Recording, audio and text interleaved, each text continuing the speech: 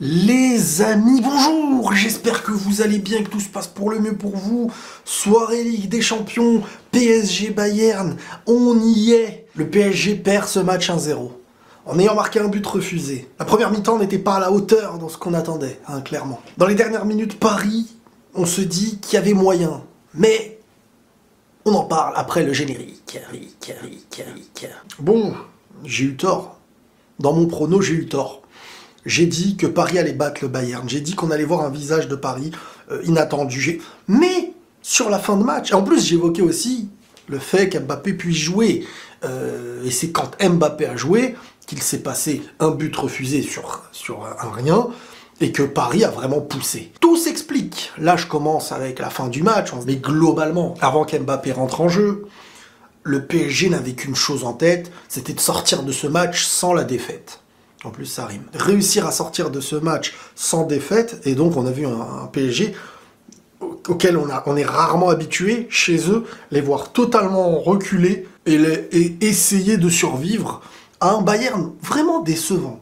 Je vais vous dire la vérité, on est sur un Bayern qui est décevant, mais qui gagne 1-0 et qui s'assure un but d'avance pour le match retour. Ça n'empêche que ce Bayern était vraiment prenable. Vous imaginez, juste avec l'entrée d'Mbappé, un Bayern qui cherche à tenir son score globalement, t'es à ça de sortir sur un match nul, mais qui aurait été un truc de fou pour le PSG. Mais ils sont prenables. Ils sont prenables. Et Paris, je pense que là, ils se disent, bon, là on a compris qu'il y a moyen. Il y a moyen. Il n'y a pas eu 1 milliard d'occasions, il y en a eu pour le Bayern. Bayern a dominé, Bayern mérite sa victoire. Mais je veux dire, il y a vraiment moyen que Paris, au retour, avec un Mbappé encore plus frais, puisse faire du mal. Parce que quand je vous dis qu'Mbappé, en étant là, c'est pas qu'Mbappé, mais il est dans une équipe où, sans lui, tu n'as plus de joueurs qui peuvent partir dans le dos, qui peuvent faire des appels, Alors qu'avec lui, ça change deux choses, ça change ton équipe.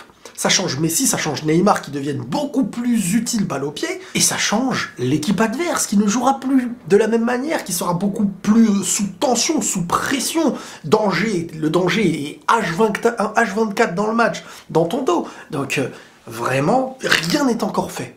Le Bayern prend un avantage grâce au score de ce match, mais rien n'est encore fait. Il va y avoir des buts, voire peut-être beaucoup de buts au match retour. Bon, mon prono était mauvais, mais il se passe l'inverse. On relance le prono, les gars. De toute manière, c'est pas vous qui décidez. Je remets le prono en jeu, même si je l'ai perdu, parce que, en fait, il va se passer l'inverse de ce que j'ai dit. J'ai dit Paris à l'aller allait gagner, et allait perdre au retour. Paris va perdre à l'aller, et gagner au retour. Les paris sont lancés. Bon, on va parler de Ramos, les gars. Alors Ramos, je sais pas s'il faut... Enfin, je me mets dans la place d'un supporter parisien.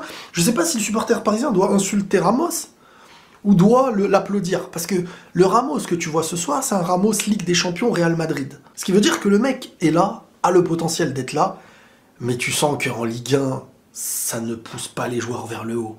Ça ne pousse pas ce type de joueurs vers le haut. Je vous ai dit, c'est comme au Real, des fois quand il n'y a plus cette adrénaline, ils ne savent même pas comment éveiller leur niveau. Alors que dans un match comme ça, Ramos, il aime jouer les grands, jouer les plus grands. Et là, tu le vois. Alors, certains vont me dire, ah bah en fait, Ramos n'est pas fini et tout. Bon, il sort un grand match de ce qui lui reste, j'ai envie de dire. Et de ce qui lui reste, il y a cette adrénaline de champion, de meilleur, voire l'un des meilleurs défenseurs centrales de l'histoire. Et là, tu vois, c'est naturel. Je pense que ce match-là, il lui revient naturellement. Il s'y prépare, etc. Mais tu vois, c'est comme son passé qui revient dans son présent, un court instant. Et je pense pas qu'on reverra Ramos comme ça les prochains week-ends en Ligue 1. Mais là, tu sens que voilà. Tu sens que voilà. Combien de temps ça va durer dans les gros matchs, on verra. Peut-être que le retour, il va donner un péno, carton rouge, on sait pas. Ça n'empêche que ça a fait énormément de bien. La défense a été rassurée. Et but de qui ? Bah but de Coco, de Coman. La malédiction des anciens joueurs du PSG qui marquent contre le PSG. Coman, je crois que même c'est à la même minute qu'il avait marqué en finale contre eux. Et les gars, Donnarumma pour moi est quand même assez fautif. Il est pas le seul, mais je veux dire sur la dernière chose qu'on voit, c'est lui. Même si Coman se fait... Coman est tout seul. Nuno Mendes, je crois que ça aurait été à lui d'aller sur... peut-être... J'ai pas bien revu l'action. Bref, ça n'empêche que Donnarumma, elle est sur lui. limite avec les pieds, il peut l'arrêter en mode Alonso. Voilà, après, bon, il a fait d'autres arrêts dans le match, on peut pas lui tomber dessus bêtement, mais quand même, ce but-là aurait pu être évité pour le PSG. Ça n'empêche que le Bayern, tout au long du match, avant l'entrée de Kylian et le fait de gérer le score, il y a eu deux moments où chacun a géré. Un moment où Paris a essayé de ne pas encaisser, et un moment où le Bayern s'est contenté du score, mais a été mis en difficulté malgré tout. Ça change tout. Vraiment, quand je vous dis Kylian, ça change tout. C'est pas pour vous dire que Kylian est le meilleur du monde, le plus fort que lui ou lui. C'est que c'est dans une équipe qui n'a pas de réel collectif. Je veux dire, Solaire et tout, on va me dire, oui, c'est pas le pire, mais il n'a rien à faire ici. Je veux dire, il y a quelques années en arrière, comment tu fais pour avoir des remplaçants de moins en moins forts? Bon, le cas Messi. Le cas Messi, c'est... Si tu lui mets un attaquant qui cavale, il va le servir. Mais il sait que... En fait, il n'y a pas un investissement... bon, sans ballon, il ne faut même pas espérer une demi-seconde. Et avec ballon, il y a beaucoup de suffisance, étant donné que Paris n'est pas construit. Voilà, c'est pas une équipe construite. Et Messi, aujourd'hui, à son âge, bah, c'est un joueur qui... Il y a deux choses. Soit, par son génie, il arrive à sortir des choses qui font grandir le moment du match. Soit, tu te dis, franchement, tu mets Neymar, pas Messi et un autre...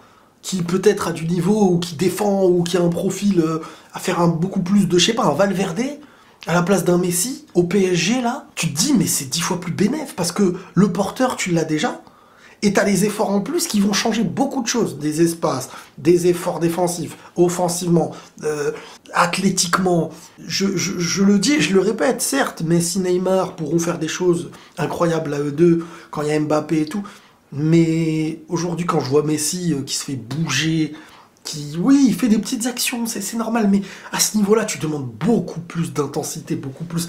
Et Messi, tu ne peux pas lui demander plus. C'est soit tu le mets dans une équipe comme l'Argentine, et son talent va être demandé au péril d'une équipe entière qui va devoir se sacrifier pour lui.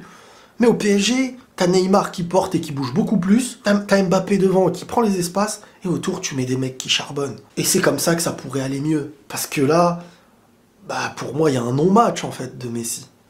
Il y a un non-match. On dirait qu'avec Paris, ça va toujours être pareil. Alors s'il a un coup franc, il peut te mettre le but, s'il est à l'entrée de la zone, il peut enrouler.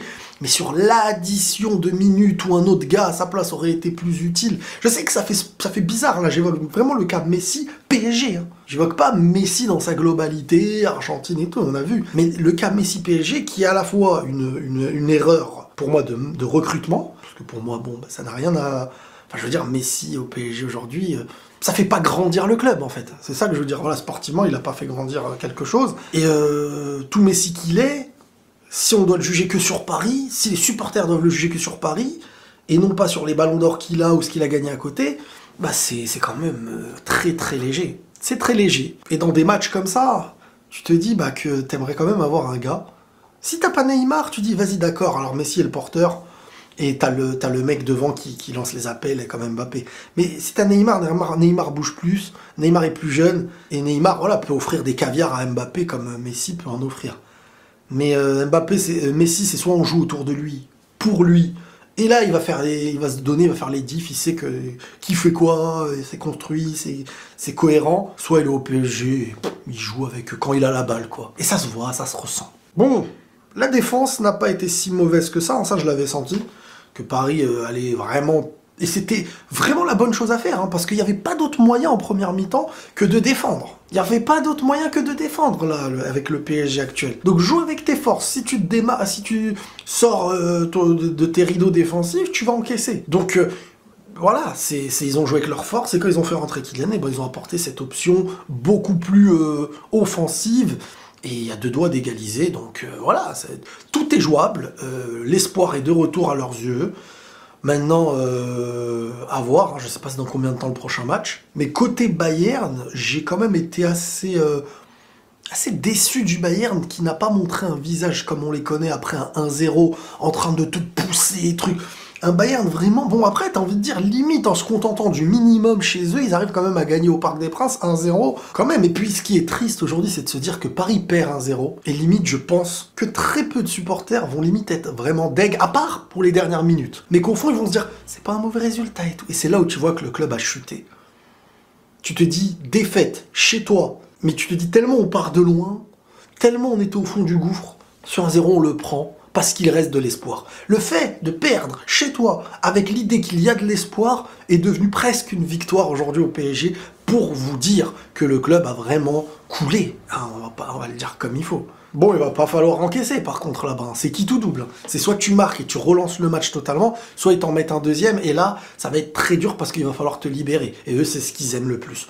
Donc je vois quand même le PSG planté là-bas, et après on verra, ça va être une grosse bataille, le retour en Allemagne, franchement. Bon, on reviendra sur plus de détails autour du PSG, etc., peut-être dans une prochaine vidéo, mais voilà pour mon petit débrief. Un PSG qui en début, avant d'encaisser, était dans l'optique de ne pas perdre, tout simplement, quitte à ne pas offrir de football ou une addition de passes. Et de l'autre côté, avec Mbappé, cette opportunité qui est venue dans leur esprit, de pouvoir aller chercher l'égalisation, mais ces dernières minutes avec Mbappé ont montré qu'il y a possibilité d'aller marquer, d'aller battre le Bayern.